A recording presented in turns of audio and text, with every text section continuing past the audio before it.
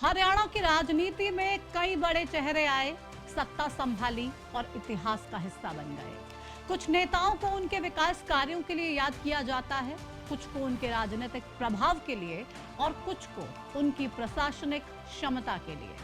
लेकिन हाल ही में भारतीय जनता पार्टी के एक इंटरनल सर्वे ने ऐसा नाम सामने रखा है जिसने राजनीतिक हलकों में नई बहस को छेड़ दिया है। नमस्कार, आपके साथ मैं प्रतिमा दत्ता। इस रिपोर्ट में आपको बताऊंगी कि बीजेपी के इस इंटरनल सर्वे में आखिर क्या निकलकर सामने आया, क्योंकि आप जानते हैं भारतीय जनता पार्टी लगातार बार बार सर्वे करवाती रहती है। जहां पे सरकारें हो वहां पर भी उनके कामों का मूल्यांकन करने के लिए, सीएम के काम का मूल्यांकन करने के लिए, लगातार ग्राउंड पे ये चेक करने के लिए कि वाकई में आम लोग क्या सरकार के कामकाज से खुश हैं। और ऐसा ही एक इंटरनल सर्वे भारतीय जनता पार्टी ने हाल ही में करवाया है और उसकी रिपोर्ट हमारे पास हमारे पुख्ता सूत्रों ने दी है। हालांकि इस सर्वे की रिपोर्ट को सार्वजनिक नहीं किया गया है, लेकिन हमारे पुख्ता सूत्रों से जो जानकारी हमें मिली है वो इस रिपोर्ट में आपको बताने का काम करने वाले हैं। भारतीय जनता पार्टी के भीतर किए गए इस आंकलन में हरियाणा के अलग अलग मुख्यमंत्रियों के कार्यकाल की तुलना की गई। इसमें जनता के बीच लोकप्रियता, संगठन में स्वीकार्यता, नेतृत्व क्षमता और प्रशासन पर पकड़ जैसे कई पहलुओं को आधार बनाया गया। परिणाम चौंकाने वाले रहे, जो हम आपको इस वीडियो के अंत में बताएंगे। ध्यान से सुनिएगा। सबसे पहले इस इंटरनल सर्वे में चर्चा की गई चौधरी ओम प्रकाश चौटाला के दौर की।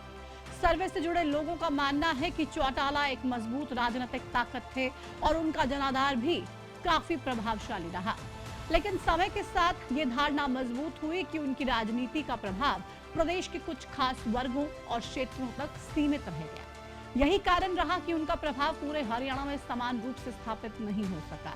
वहीं उनके पिता चौधरी देवीलाल को आज भी ऐसे जननेता के रूप में देखा जाता है जिनकी पहुंच समाज के हर तबके तक थी।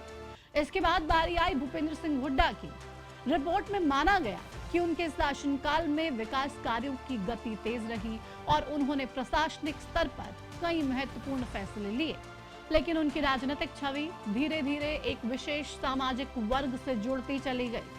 सर्वे में शामिल लोगों की राय थी कि यही धारणा उनके व्यापक जनाधार के विस्तार में सबसे बड़ी बाधा बनी। और उसके बाद मूल्यांकन किया गया, आंकलन किया गया मनोहर लाल खट्टर साहब के कार्यकाल का। रिपोर्ट में उन्हें प्रशासनिक सुधारों का चेहरा बताया गया। डिजिटल गवर्नेंस, पारदर्शी व्यवस्था, बिना पर्ची खर्ची की जो नौकरी दी और तकनीक आधारित सेवाओं को बढ़ावा देने का श्रेय दिया गया। उन्होंने शासन को व्यक्ति आधारित नहीं बल्कि व्यवस्था आधारित बनाने की कोशिश की। हालांकि सर्वे में यह भी सामने आया कि कार्यकर्ताओं और आम लोगों के साथ मनोहर लाल खट्टर का सीधा संपर्क उतना मजबूत नहीं माना गया जितना एक जननेता से अपेक्षित होता है।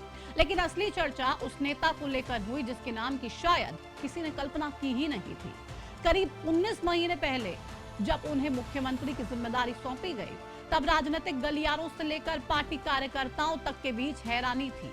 बहुत से लोगों को ये लगा कि सत्ता संभालने के बाद उनका स्वभाव और कार्यशैली दोनों बदल जाएंगी। लोगों को आशंका थी कि मुख्यमंत्री बनने के बाद आम कार्यकर्ताओं और जनता तक उनकी पहुंच पहले जैसी नहीं रहेगी। लेकिन जो हुआ उसने सभी धारणाओं को बदल के रख दिया। भारतीय जनता पार्टी के इस इंटरनल सर्वे की रिपोर्ट के अनुसार मुख्यमंत्री बनने के बाद भी उस नेता ने अपने व्यवहार में कोई बदलाव नहीं आने दिया। वो पहले की तरह ही लोगों से मिलते रहे, कार्यकर्ताओं के संपर्क में बने रहे और आम जनता के बीच अपनी मौजूदगी बनाए रखी। परिणाम ये हुआ कि उनकी लोकप्रियता लगातार बढ़ती चली गई और संगठन के भीतर भी उनका विश्वास मजबूत होता गया। रिपोर्ट का सबसे अहम हिस्सा प्रशासनिक नेतृत्व से जुड़ा था।